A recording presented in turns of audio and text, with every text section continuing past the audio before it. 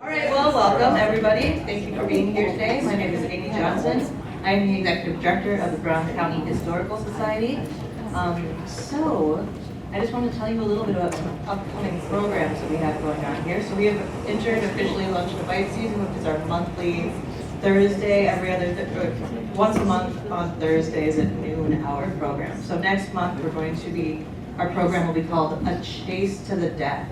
And that's going to be about the younger brothers. And then all of our signs are back there, so take a picture of the wall on your way out. And then our July program will be Mr. Randy Krasmarzik, who's here with us today. He's going to be talking about baseball with Brown County, so that's going on. It's a very busy time of the year here at Brown County Historical Society. The Popcorn Wagon will be opening officially on May 23rd. Will be our first event, and then we will have 10 events total for the Popcorn Wagon this season as normal. And then if you guys are interested, please join us on the 28th of May. Lisa Besmer will be presenting on a homes program again. We'll feature 3 homes in Brown County, or 3 homes in New Ulm and 1 in Springfield. So tickets are available at the front desk. And we would like to have our count into Turner by the 22nd. So actually the program I think is on the 29th, it's a Thursday. So check that out back there. Otherwise the Kiesling House is also about to open. So it runs from Memorial Day to Labor Day. It's on Fridays and Saturdays from 11 to 3. And so we will be opening that on the 29th as well. So come join us over there. And with that, I'm going to have Lori come and talk to us about this series of events that we have going on here with the life of the revolution. So she's going to tell you a little bit more about what's to follow. So thank you again for being here today. Thank you, Amy. And we've got a lot going on, as you mentioned. So generally, we have on Friday, Kenny Rogers and Dolly Parton tribute. So you're going to catch all of their favorites that they each sing independently, and then all their duets. So that's Friday night. And our German friends who are visiting, of course, get to come and check that out. So a little country western singing stuff. So that's going to be fun. Then on Saturday morning, anyone here from the Sprocken Club? Yeah! All right, Sprocken Club. Thank you for coming. So that is a program of the German Bohemian Heritage Society. And we're so happy that we're able to host an extra springtime Sprocken Club, because normally it's held in the winter. So that'll be at State Street Theater. For anyone who wants to just join, you're welcome to. Also, come and hang out, practice a little bit of German, and get to listen to some stories and chatting and stuff. So that's going to be fun. That is Saturday morning at the State Street Theater. Park in our main little parking lot, enter door number 7. I'm providing the snacks and coffee, so maybe just come for that. And then we'll be Sprocken from 10 till about 11:30-ish or so. So enjoy that and join in that as well. And then Saturday night, 7 p.m., our first debut, premiere, first time ever in North America, A Life in the Revolution. So that is the play that Erich has written for us, and it's just been a real treat to be able to bring that to life. And a little bit daunting knowing that the playwright was coming to be in the show with us, but we're having fun with it. We also have his wife Valerie with us, and she's going to be playing the harp throughout the scene changes in the show, which is amazing. And Hedrun and Wolfgang in the back are waving to us also. They just arrived yesterday from Germany, and they'll be joining us for Sprocken Club, as well as jumping in and joining us in the play also. So lots of fun things going on. As you leave, make sure to grab a couple of important things. Obviously, popcorn wagon, most important thing, right? Then this is a little flyer about A Life for the Revolution. If you don't have your tickets yet, the box office is still open tomorrow morning, 9 to noon. So pop by the box office or use your QR code and do that online, or give us a call, 9 to noon tomorrow at the theater. And then another great thing to pick up, this is our Community Concert Association membership information. They've got 4 great shows coming up for just $80, a super bargain. Then we've got the State Street Theater subscriptions as well, a great way to get affordable options to get a lot of shows in for a discounted price. And those are all limited time only, so look for those quick. And without further ado, can I please welcome to the podium Erich Becker.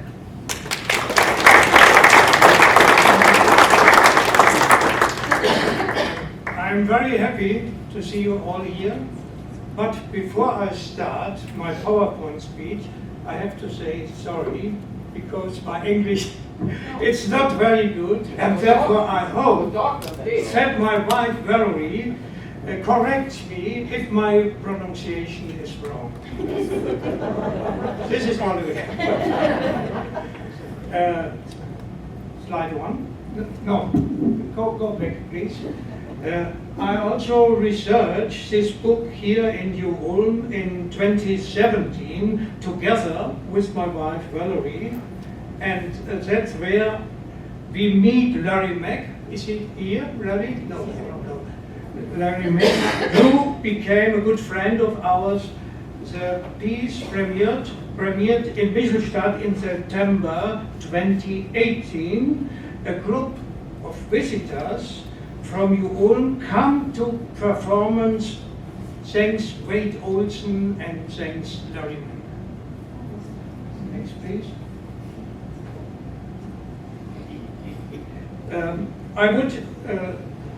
I would like to explain very short, the interaction of the philosophers, the Enlightenment, with the American Revolution and the European revolutions. With these goals, freedom, equality, justice, democracy, and tolerance. You can read? What's the name? Okay. The United States Declaration of Independence was announced and signed on July 4, 1776.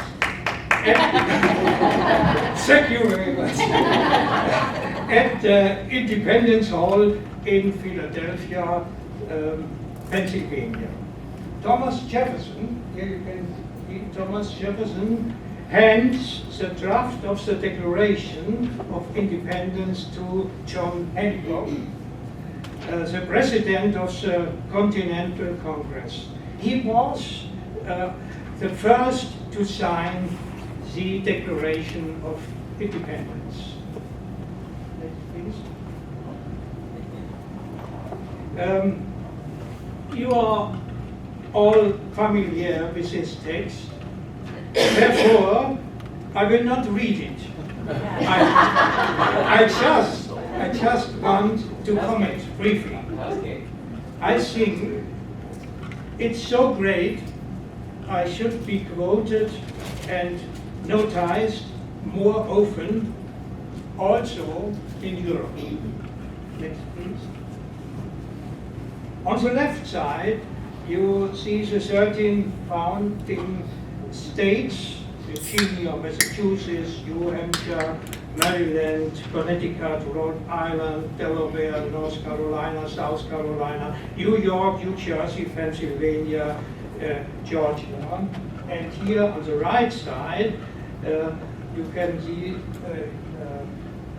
brown color, the first part of the United States, and here's the second part of the United States to the western expansion from 1803 to 1820 to 1860 to 1880. The next please. This is the westward expansion from 1783 to 1880. This white color means uninhabited, and black color means inhabited. Next, please. Go back. Sorry, go back. The driving forces were the Homestead Act of 1862. Settlers were able to own land, get it for a little or even for free. the second was the transcontinental railroad connected the east and the west coast, completed in 1869. The reason for the western expansion: first, the population grows, high numbers of immigrants from Europe created pressure for settlement, and the second, economic motives: search for farmland, mineral resources, gold or silver, and new trade routes. And the third was the promise of a better life and personal freedom. But the consequences were, first, the expulsion of the Indians in so-called reserves, and with the destruction of Indian culture. The second, newly developed areas also raise the question: should slavery be allowed or abolished here? The resulting pressure and the fundamental differences over slavery led to civil war between 1861 to 1865. Now, the next, please. Here is a look at Europe. In the mid-19th century, there was no democracy or republic anywhere here except Switzerland. Most of Europe was made of kingdoms, counties, duchies, ruled by a king or an emperor, and a great duke or from count was the elite class. Wrong? It just turned off. Try again. 1, 2.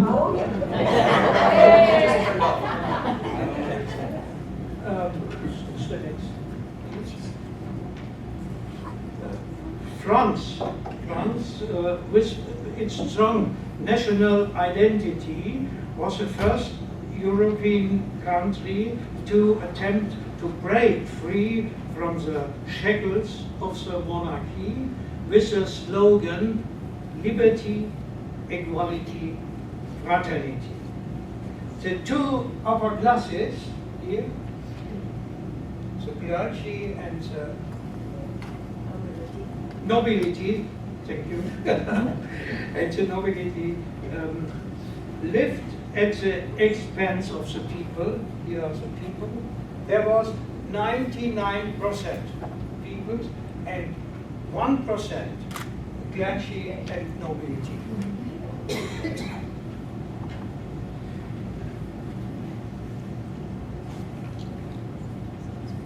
Yeah, go back, please. The oath of the ballroom of Versailles is a part of Paris, Versailles. We will not disperse until we have a democratic constitution. And the storming of the Bastille was the start of the French Revolution and the end of the absolutism. Even if these revolutions were destroyed by a terrorist regime named the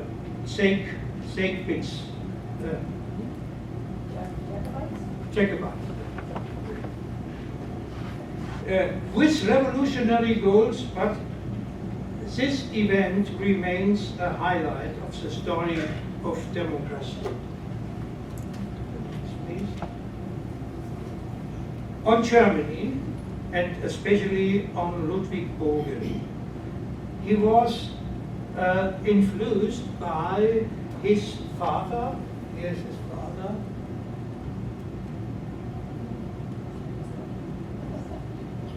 And he was a mayor in Mittelstadt, a mayor, and he called for people to refuse to pay taxes in order to reduce the suffering of the people. Ludwig was also influenced by his revolutionary fellow students in Bonn and Easton, and they also knew the American model. Keep going. I have to make a break. You hear me? Yep. Yes. I can English. I swear. Thank you.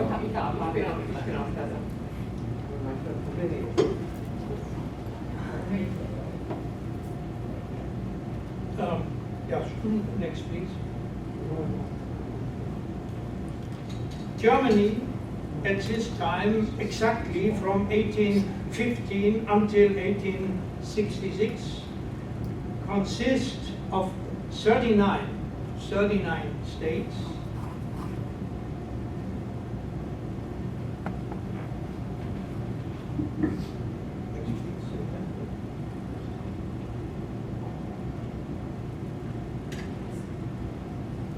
The Wochensturm means storming of 2 police stations, or you can say watchtowers in Frankfurt. It was a very important part of the revolution, the democratic revolution in Germany, the Wochensturm in Frankfurt.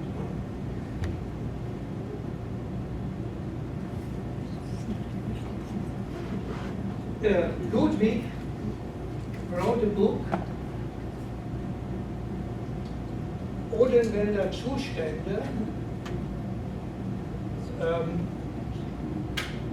without to give his name, anonymity. No? And it means conditions must be changed through a revolution, and he published his book Anonymous von einem Freunde des Volkes, that means from a friend of the people. And he delivered well-reasoned speeches in Mittelstadt and Erbach, and was elected representative for Germany's first freely elected parliament, the Paulskirche. This is, you can see the Paulskirche, the 4 parts of parties, the conservative, the right of center, the center left, and the democratic left. And here you can see is a seat from Ludwigsburg. The seat number 21. Here was Ludwigsburg. Okay.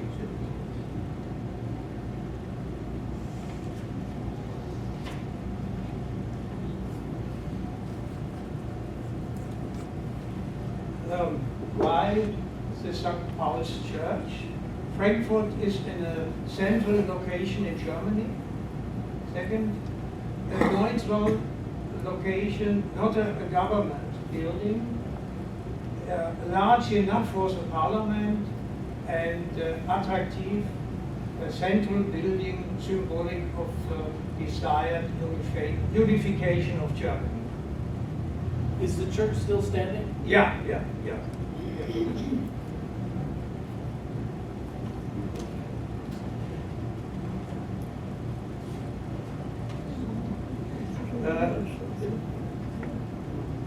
An interesting detail in this painting, Robert Blum, here you can see Robert Blum on the left, was a fighter. The main fighter for the revolution in Germany and also in Austria. And he was died, shot, he shot him. And he takes off his blindfold. He wants to look his murderers in their eyes. Wasn't Blum one of the leaders of the Frankfurt Parliament in 1848? Yeah, yeah. He was a member. He was also in the left part of the parliament. He was a friend. He was also a friend of Robert of Bogen, of Ludwig Bogen. And he was the head of the revolutionary in Germany. Next, please. I summarize the development of the revolutions, mainly related to Germany, from the US independence on the French Revolution and so on, until the Free Democratic Republic in Germany. Here, 1919, Germany, Free Democratic Republic, except the Nazi time, from 1933 to 1945. Here you can see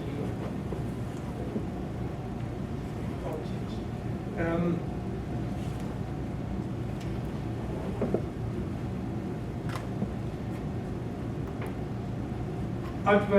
Advertisement in a newspaper, the Odenwälder, in August 1849.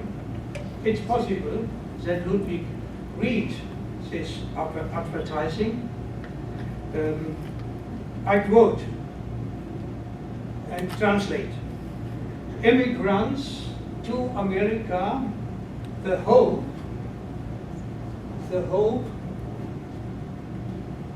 starts every Saturday from Gernsheim. It's a small city on the Rhine, on the River Rhine in Germany. Gernsheim to New York and New Orleans with large, elegant three-masted ships. End of quote. Maybe this is a good picture for this ship.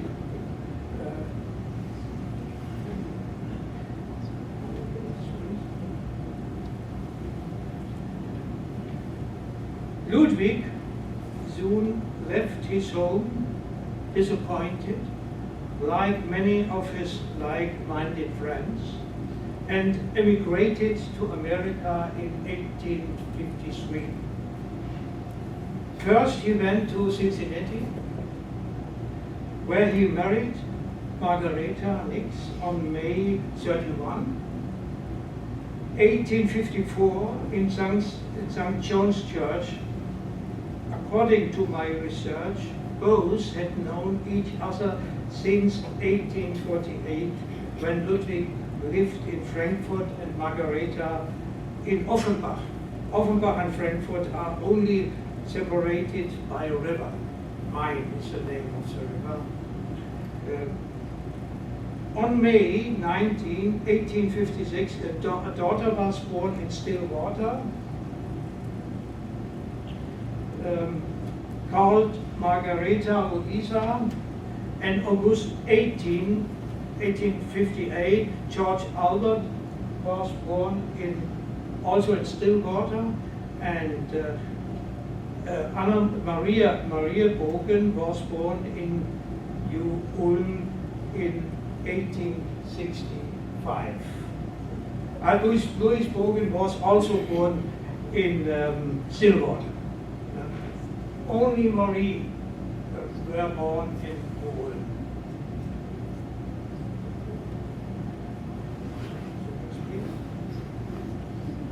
Eine schöne Stadt. Yeah, yeah. A bird's eye view of New Ulm around 1870. The Bogen family moved to New Ulm in 1864 in a partially destroyed city. The Indian uprising and bloody fighting in this city had occurred just 2 years before.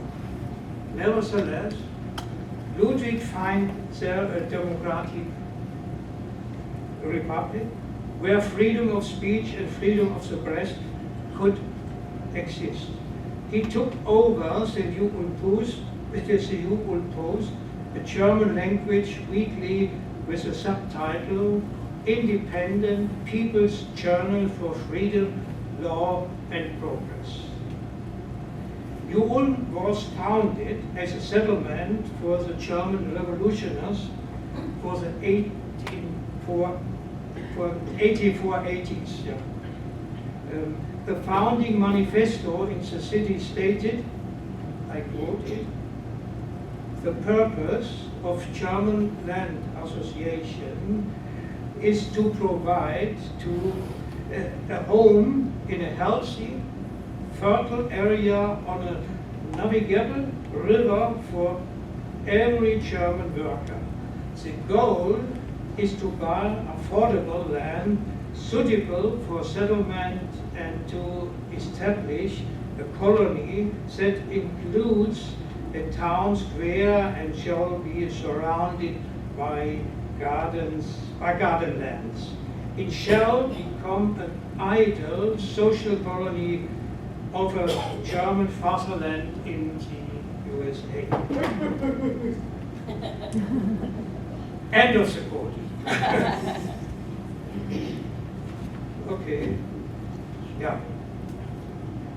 Ludwig worked there as a journalist and editor of the New Ulm Post up to his death. New Ulm Post from 9th April 1886. I translated the German text.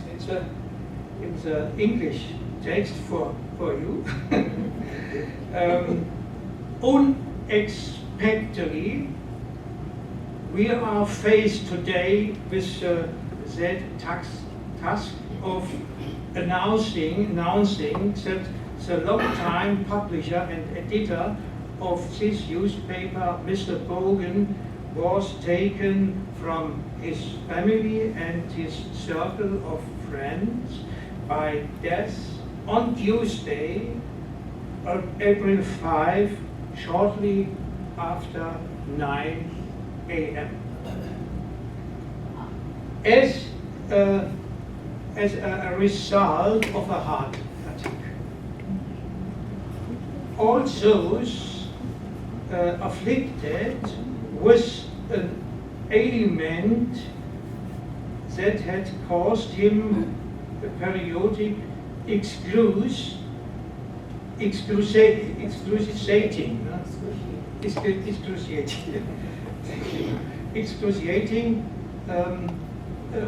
pain for years, he decides was nevertheless relatively spry, and having gone to the post office himself that very morning to collect his mail, and sitting at his desk, just he was about to write an article, and later he died on his desk. You can see it in my play. Yeah. The last. Yeah. Left side, the birth and death register of the Protestant church in Michelstadt. The birthday is 7th June 1809. Alles hier not gut. Wir können gut read here.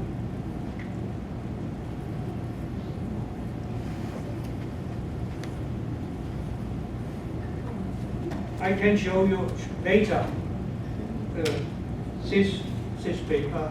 You can see it exactly if you want. So he must have been with the Evangelische Kirche. What?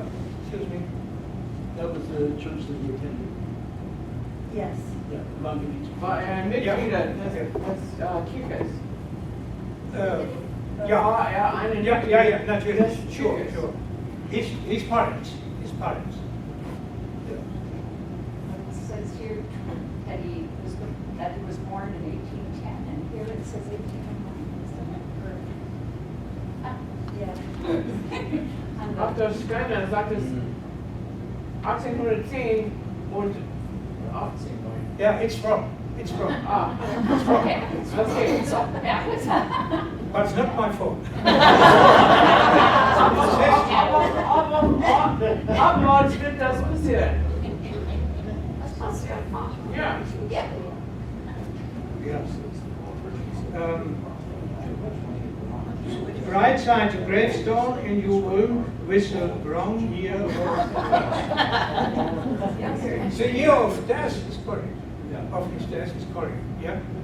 But also the date of this, from the newspaper article, you said he died on 5th of April, and here it gives the 6th of April. 6 of April. Yeah. But in that newspaper article from the New York Post, it said he died on the 5th of April. And I wrote it down to you, I said. Yeah. Yes, so far. April 6th. Oh, it's the 6th? Oh.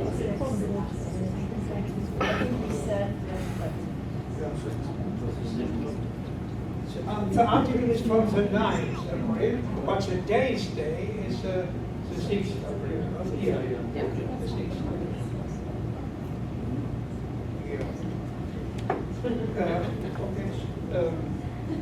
Ludwig Bogen remains a hero for us today in his dedication of the principle of democracy and free speech. Here's an interesting reminder of a powerful connection between people, between cities, and between countries. Whether you live in America, in your Ulm, or these principles are timeless reminder of our commentary, commonality. Yeah. Now I'm finished.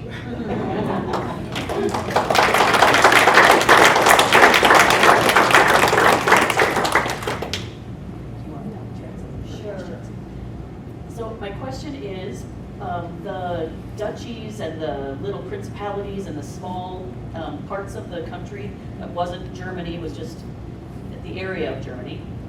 Why were the people fighting against those the way it was? What did they hope to change? What were they getting away from? The taxation and all of that. Can you speak a little bit to that idea? Yeah, she wants united Germany. To the microphone. Can you go back? Yes. And speak into the microphone again. Yeah, also. Here, yeah. They want united Germany. There were 39 states, united Germany, and they want to fight against the monarchy. They want a democracy with free speech, with a free press and tolerance, and not so, yeah. Was sagen über die schlimmsten Dinge von Monarchie, wie das war, unter dieser Monarchie zu leben. Ja. Was war das Schlimmste? Die Steuer und die Regeln waren Ja, sie waren nicht gleichberechtigt, Ja. das Volk war unterdrückt. Und sie konnten ihren Herrscher nicht wählen, plötzlich. In the microphone. So with these many kingdoms and principalities, people had to pay taxes to the aristocracy. Sometimes they had to pay taxes to the church and the aristocracy. And so I think there was the third thing they also had to pay taxes to in terms of their goods from their farms and whatever. So they were really, really poor. And they had no say whatsoever in their government. And if they criticized anything, they could be executed or whatever, just done away with. The aristocracy owned most of the land, and if somebody went hunting on that land, they could be killed for that. That was considered a criminal action. So it was not a good life, and they had heard about the revolution, the French Revolution, and they wanted that. They said, we need to have a better living situation, we need to be able to represent ourselves and govern ourselves. And that's also why they wanted unification of the Germany. They knew that was the only chance to have more power for the people. Die Presse und die Gerichte waren gesteuert von der Aristokratie, vom Yeah. Adel. Press and Justice. and justice was determined by the Yeah. aristocracy, Yeah. just by what they said. Were there also layers of government? There were land rulers, and then there were regional rulers, and then there were state rulers, and then there was also the country rulers. Yes. So a lot, the Texas. Yeah. Yes. It was a big problem. It was a feudal system. Yeah, genau. Yeah. Kannst du erklären, was bedeutet ein Freistaat? What is a free state? A free state is a state got it free from the influence of the monarch. So self-governing maybe? What? Self-governing? Like how Was she it says- Yeah. Self-governing? Yeah. Self-government. Okay. That was rare. Yeah.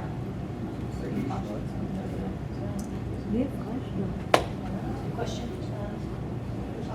Oh, the comment on the tombstone, so I've walked through tons of cemeteries, and I think it's the first time that I've seen a depiction of a journalist on a tombstone with a scribe. He has a scribe, he's holding a writing instrument on his tombstone. Yeah. And Can I don't you- think I'd ever is it seen the that last before in the piece of The cemetery. last one. It's the last one. I don't think I'd ever seen that. There Is this one? That's unique. Yeah, he's writing, Yeah. it's a scribe. It's a good Very symbol, clever. huh? Yeah. For his profession, huh? Yes, that's why I say it's great that someone's gone ahead to do that.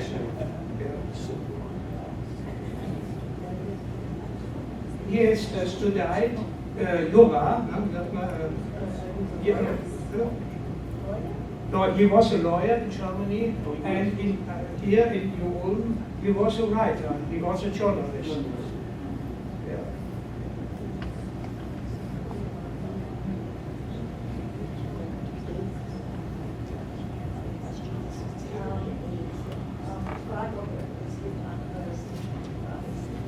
Other questions?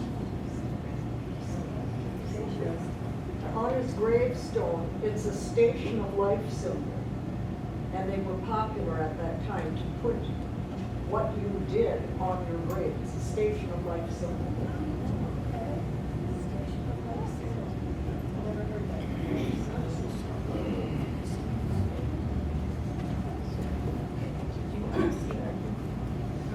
Any more questions? Okay. Thank you.